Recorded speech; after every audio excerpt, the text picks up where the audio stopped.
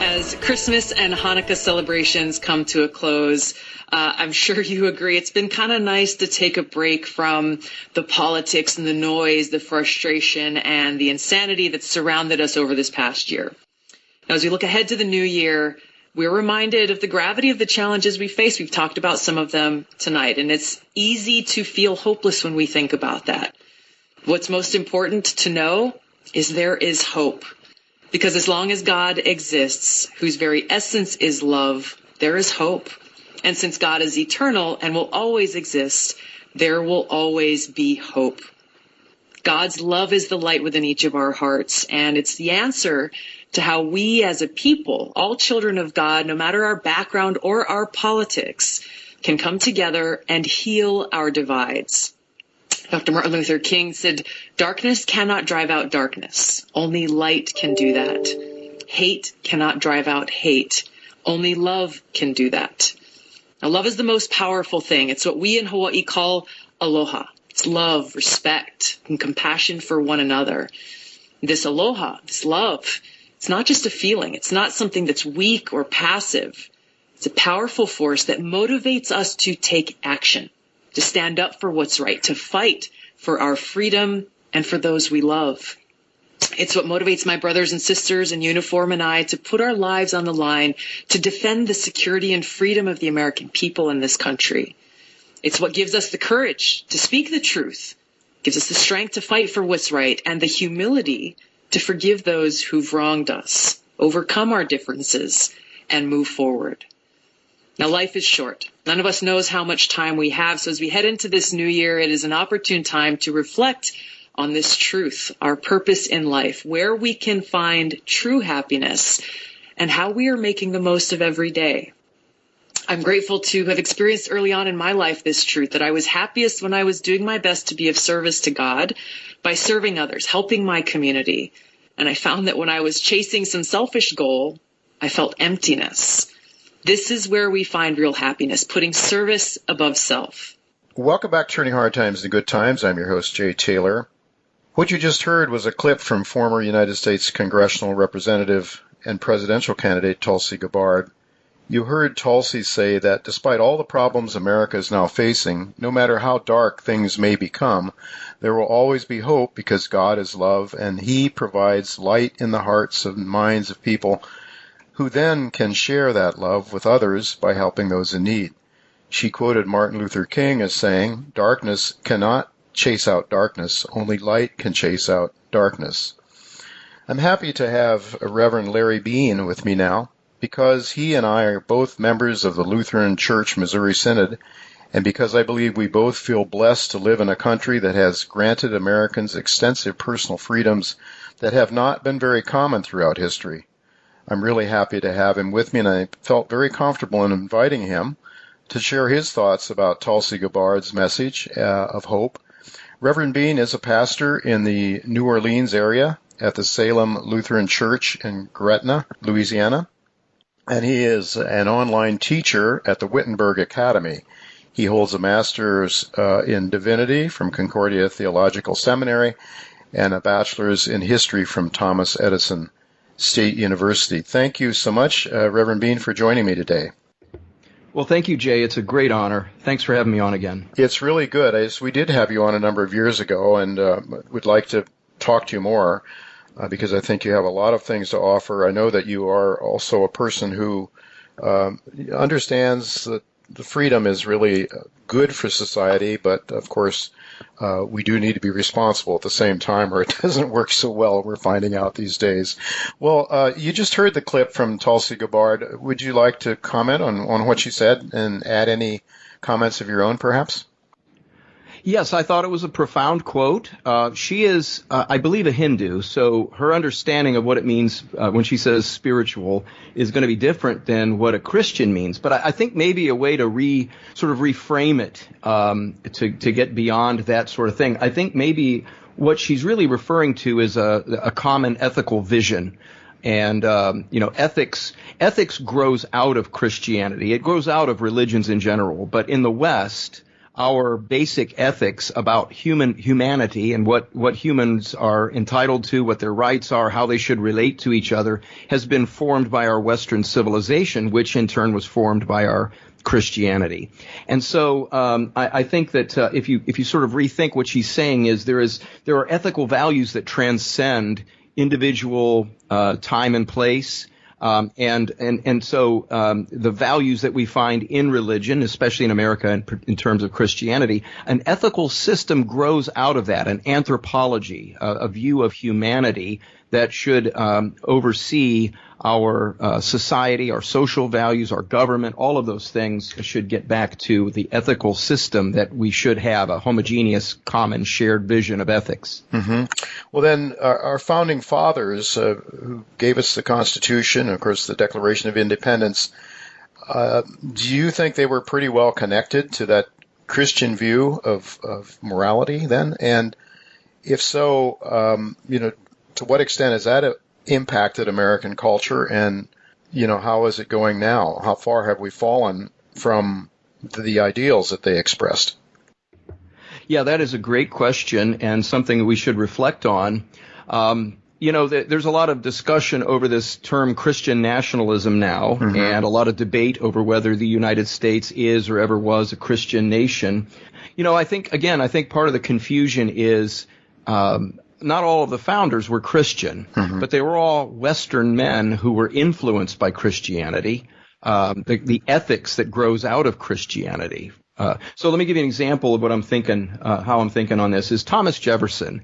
He was not a Christian. He was a deist. He did not believe in the supernatural. He didn't believe in miracles.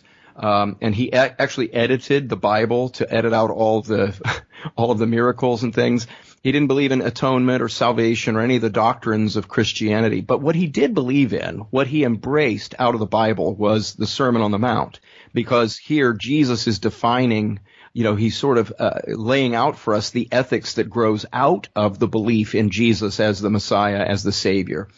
And so Thomas Jefferson was not a Christian, but he upheld the Christian ethic, which is why he was so concerned with individual rights and freedoms, because Christianity teaches that each individual is created in the image of God, and therefore we should not act in a hostile way against our neighbor. We should love and serve, love our neighbor by respecting our neighbor's rights. And so the early Americans were all over the place. There were Quakers, Unitarians, Congregationalists. There were pockets of Judaism, a lot of deism, along with the more, standard Christianity, like the Anglicans, Baptists, Presbyterians, Lutherans, Roman Catholics. But what they shared was a common ethical view towards humanity, rooted in Western civilization and with the Greco-Roman view of government infused with the Christian ethic. And so where have we fallen away from that? Well, we've seen a great diminishment of Christianity, of religion in general. The plurality among American people now, I believe, are what are known as nuns, not N-U-N-S, but N-O-N-E-S, people who have no religious faith at all. And so what we're losing is our connection to our founders' view of ethics, their view of history, their connection to the Western civilization. Since the time of the American Revolution, we had Marx, who brought different ideas in terms of economics and society into the Western conversation. And that brings more of a totalitarianism and a getting away from liberty and human rights and the understanding that each person is sacred, in their lives. And also education has changed a lot too. We've gotten away from studying the Western canon into a lot of sort of social rhetoric or a lot of kind of social engineering.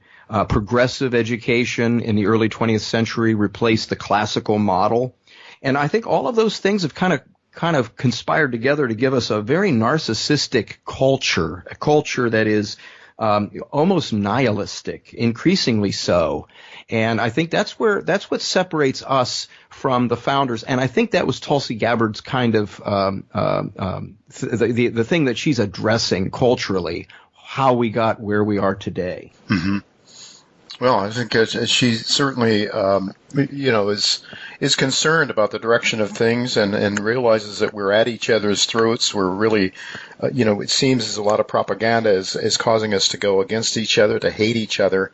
And she clearly, I guess maybe she is Hindu, but there have been things about her and some of the things she said recently, in addition to that quote that we just listened to, that has me believing she may have understand to a certain extent, at least, the Christian values that are part of our society as well. Well, sure. I mean, being in the West, being in our culture as she is, it's almost inescapable if you are grounded in Western civilization and history in these sorts of things. And really that's why I think religious minorities can flourish in the United States under a sort of Christianized ethic. That is, would you rather be a Christian in a Muslim country, or would you rather be a Muslim in a Christian country? Yes. I think that's a pretty easy answer. The Muslim in the Christian country is going to have a lot easier go of it for the most part, I would think. Knowing some people that have lived in Bangladesh and other places, I would think that's true. So what are some of the issues that trouble you most then? Would it be this concept that you just talked about? Marx, one thing that we've known through the last century with the violent wars and millions of people that have been killed during wars, the dictators of the last century were, there was no place for God or any supreme being in their culture, right? I mean, people were persecuted. We think of Solzhenitsyn in the USSR and so forth. They talked about how the absence of God led to this violence, and there's that. I would like to ask you your comments on that. And also, we've been incredibly prosperous as a free country, a country that's free to carry out commerce. Free market economics have been very, very good. Capitalism has worked really well. Maybe just quickly a comment on those two topics. Sure. The 20th century has been a real lesson for us in totalitarianism. When you see totalitarianism, the first thing they do is they oppress the church, oppress Christianity, close the churches, shoot the clergy. Totalitarian regimes, such as those that are Marxist, cannot coexist with human rights or with Christianity. It's a completely radically different worldview that is apart from our Western trajectory of the belief that the individual human being has rights and that should be respected. So as those ideas infiltrate into our Western civilization, and we see it through education going on today, and especially in our public school systems, this, I think, is really the source of most of our problems. We don't have a lot of time here, and so that's why I'd like to have you on again sometime in the future to expand on some of these ideas. But I would like to ask you, before we conclude our discussion, about the Wittenberg Academy. You've been teaching there, you say, for something like 10 years or so. What can you tell us about the Wittenberg Academy? Who is it for? Is there something there for listeners to this show, for example? Yeah, absolutely, Jay. Wittenberg Academy is a Lutheran school. It is run by the Lutheran Church Missouri Synod, or not run by it, but it is a organization within the Lutheran Church Missouri Synod. We're an online school. We began, I've been teaching for 10 years. I was there almost. I think I started the second year that the school was in existence. And really there was a need, because we Lutherans have an emphasis on education. We've got second behind the Roman Catholic Church. We have the second largest parochial school system in the United States. But high schools are a different animal. They're kind of tough. So we started Wittenberg Academy to allow high school students to study from all over the country and even all over the world, and to do so and take advantage of the technology. We're a classical school, unabashedly Lutheran, and our families and our students love it. Our faculty are very devoted, and I'm just so delighted to work with the faculty, highly educated people on our faculty, and So we have sixth grade through 12th grade with actual faculty. Prior to sixth grade, we do offer a homeschool curriculum for parents to make use of. And we're improving things all the time. So if people want more information, go to wittenbergacademy.org. That's WITTENBERGACADEMY. And you can learn more, or people can contact me. You can contact me at larrybeane@gmail.com, LARRYBEANE@gmail.com, and I'll be happy to talk to anybody about Wittenberg Academy. I want to thank you very much, Reverend Beane, for being with us today and sharing your thoughts on America and where it may be heading, and what we need to do to try to do our part to make things better. It's really great to have you with us. Thank you. Well, thank you, Jay. What a privilege, and blessings to you.